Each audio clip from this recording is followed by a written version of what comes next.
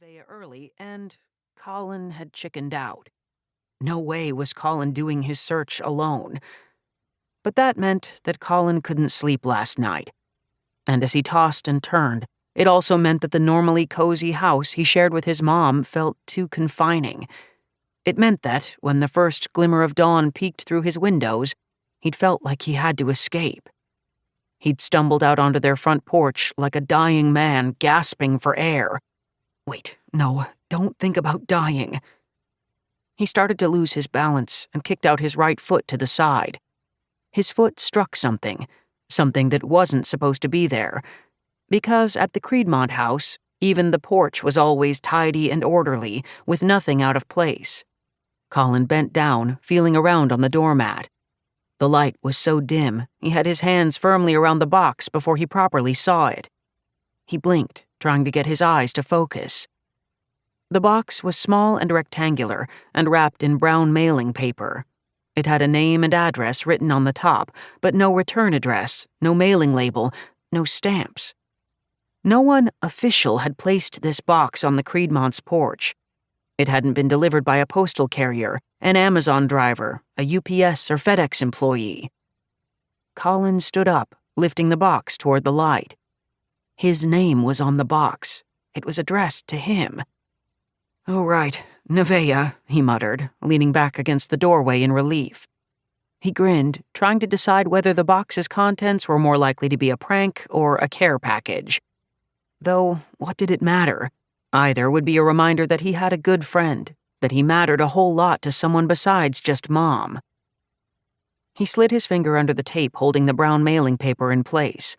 Knowing Nevaeh, knowing how her family rolled, she'd probably want him to avoid ripping the paper so she could have it back to reuse.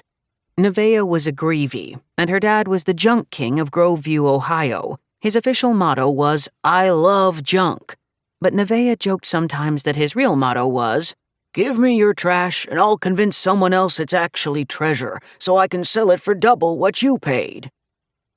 So the Greavies never threw away anything. The way they lived was pretty much the exact opposite of how Colin and his mom lived. If Colin's mom said something was black, Nevaeh's dad would say it was white. If Nevaeh's dad said something was up, Colin's mom would say it was down. And everything Colin's mom saw as trash, Nevaeh's dad saw as treasure, and vice versa. Because of that, Colin's mom and Nevaeh's dad had despised each other for about as long as Colin and Nevaeh had been alive, so 12 years. They'd seen each other as bitter rivals. Then, this summer, because of Colin and Nevaeh, the two families had started working together, coordinating their efforts. At first, that change had been a little bumpy, but this week they were getting along. Because of my father dying, because Mr. Greavy is actually a nice person underneath it all, and he feels sorry for Mom, and for me. The brown mailing paper fell away, revealing a shoebox, but a small shoebox, sized for a baby's shoes, maybe a toddler's. Yeah, this is definitely from Nevaeh, Colin thought, grinning again. It had been a summer full of shoeboxes. That was partly because he and Nevaeh were both working in their parents' businesses, cleaning out attics and basements and closets and storage areas and sometimes even whole houses. And it was ridiculous how many people in Groveview seemed to think shoeboxes were for storing anything but shoes. Colin didn't mind.